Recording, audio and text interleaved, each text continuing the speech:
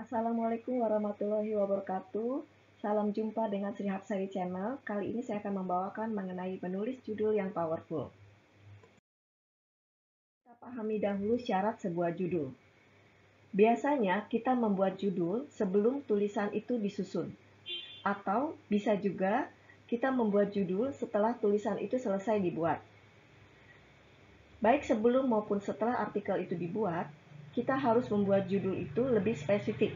Artinya kita bisa memikirkan kembali apakah judul yang sudah kita buat itu sudah cukup powerful, sudah cukup menarik perhatian pembaca.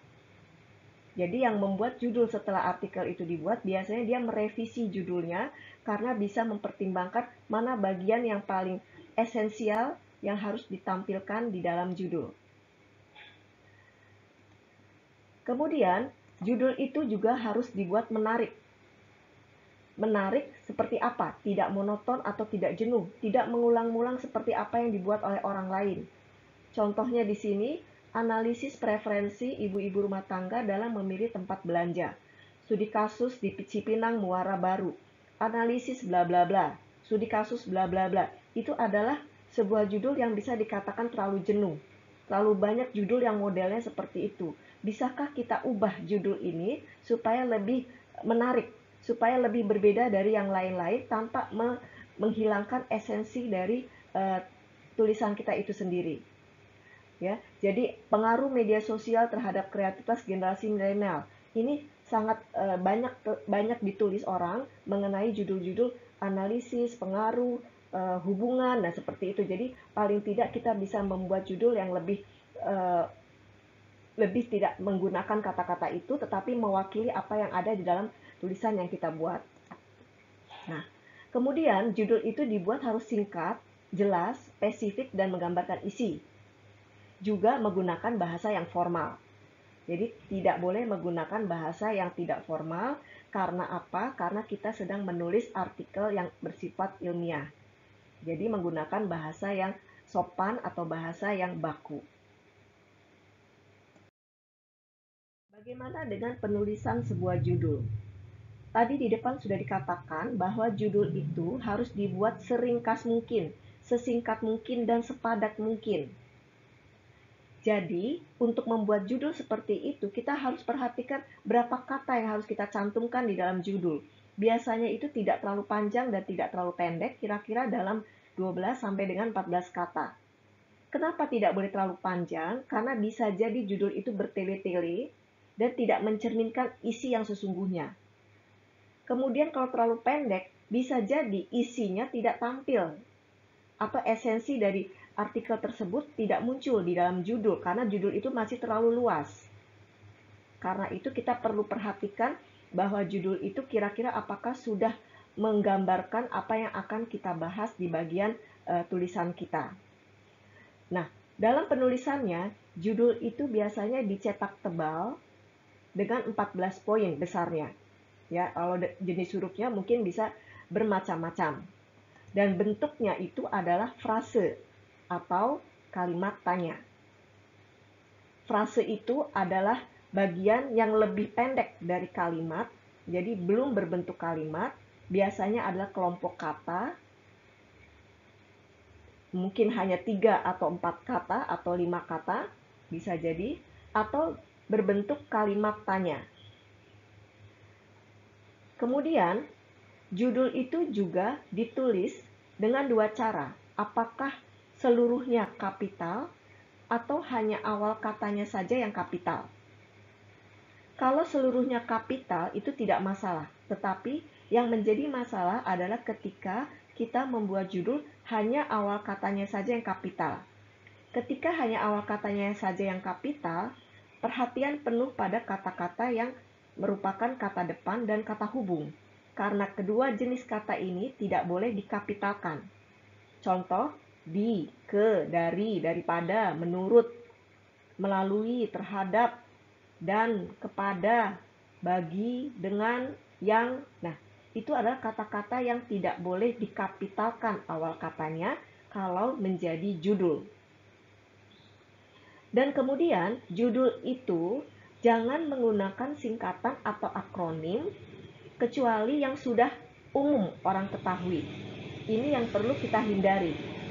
Kalau misalkan kita dalam judul menggunakan singkatan PT, atau di dalam judul kita menggunakan akronim COVID-19, ASEAN, atau kita gunakan SMP, SMA, nah itu adalah kata-kata atau singkatan yang sudah umum. Jadi itu boleh muncul di dalam judul. Jangan gunakan singkatan atau akronim yang merupakan ciptaan kita sendiri. Ya, jadi ciptaan kita sendiri yang akan kita gunakan dalam tulisan kita, orang belum familiar, tidak perlu ditampilkan di dalam judul. Unsur-unsur apa saja yang terdapat pada sebuah judul? Judul mengandung topik kajian yang sudah spesifik, memperlihatkan variabel-variabel yang akan diamati atau dibahas dalam artikel tersebut. Kalau menggunakan responden atau subjek penelitian, maka responden tersebut ditampilkan di dalam judul. Begitu juga untuk lokasi penelitian, bisa dicantumkan di dalam sebuah judul. Nah, ini ada beberapa contoh untuk judul yang memperlihatkan judul yang umum dan judul yang spesifik. Motivasi siswa belajar bahasa Indonesia. Judul ini masih kurang spesifik, jadi perlu diperjelas bahwa tulisan itu mengacu pada siswa di sekolah mana. Jadi bisa diubah menjadi motivasi siswa SMA Budi Luhur dalam belajar bahasa Indonesia. Contoh yang lainnya, masker daun sirih hijau. Apa yang akan diamati, apa yang akan dilakukan terhadap masker daun sirih hijau, itu tidak kelihatan. Jadi judul ini masih terlalu umum. Kita bisa ubah untuk lebih efektif dengan menunjukkan hasil dari pembuatan masker daun sirih hijau.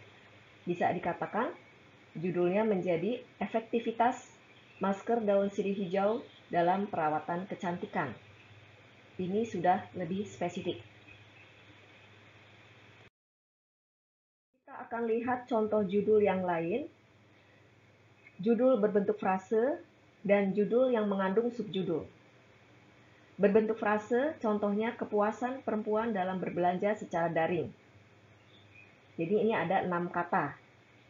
Yang berbentuk subjudul, pendidikan literasi keuangan pada anak. Mengapa dan bagaimana?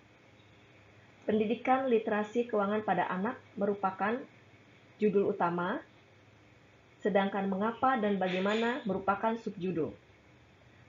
Batas antara judul utama dengan subjudul ditandai dengan tanda baca titik 2. Kita bisa menggantikan titik 2 ini dengan tanda baca di dalam kurung.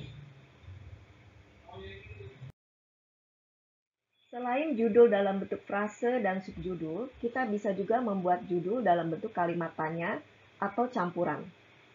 Dalam kalimat tanya, kita bisa menggunakan kata-kata tanya, seperti mengapa, bagaimana, apakah. Contohnya di sini, bagaimana meningkatkan literasi baca tulis sejak dini? Atau contoh yang campuran antara kalimat tanya dan subjudul. Apakah pendidikan dasar di Indonesia terbelakang? Kalimat tanya, kemudian ditambahkan subjudul, kajian empiris. Jadi, penggunaan campuran ini pastinya ada maksud dari si penulis. Apakah pendidikan dasar di Indonesia terbelakang? Mungkin sampai di situ cukup. Tapi penulis akan menekankan bahwa apa yang diamatinya, apa yang disorotinya dalam tulisan tersebut betul-betul merupakan kajian empiris yang diperolehnya langsung di lapangan. Karena itu, dia menggunakan subjudul kajian empiris. Bagaimana seandainya judul itu menggunakan kata-kata asing? Seperti biasa, bahwa kata-kata asing itu perlu kita bedakan penulisannya dengan kata-kata dalam bahasa Indonesia. Jadi, kata-kata asing, baik itu bahasa Inggris ataupun bahasa yang lainnya, bahkan bahasa daerah sekalipun, itu harus kita cetak miring. Jadi contohnya di sini misalnya pembelajaran kompetensi non-teknis planning and organizing di Kementerian Keuangan. Judul tetap menggunakan awal katanya kapital, kemudian kalau dia ada kata sambung ya atau kata hubung, dia menjadi hurufnya kecil meskipun dia bukan dalam bahasa Indonesia. Contoh yang lainnya, the moves of Indonesian application letters. Ini juga dalam bahasa Inggris. Dari judulnya dalam bahasa Inggris, berarti artikelnya pun atau tulisannya pun itu dalam bahasa Inggris. Kalau sudah dalam bahasa Inggris, tentunya kita tidak perlu memiringkan. Ya, jadi judulnya tetap dalam bentuk bahasa Inggris dan tidak dimiringkan, karena keseluruhan dari tulisan tersebut adalah dalam bahasa Inggris. Oke teman-teman, saya kira apa yang disampaikan mengenai judul yang powerful bisa membuat cakrawala Anda bertambah bagaimana membuat judul yang powerful. Saya undur diri, terima kasih, jangan lupa like, komen, dan subscribe. Wassalamualaikum warahmatullahi wabarakatuh.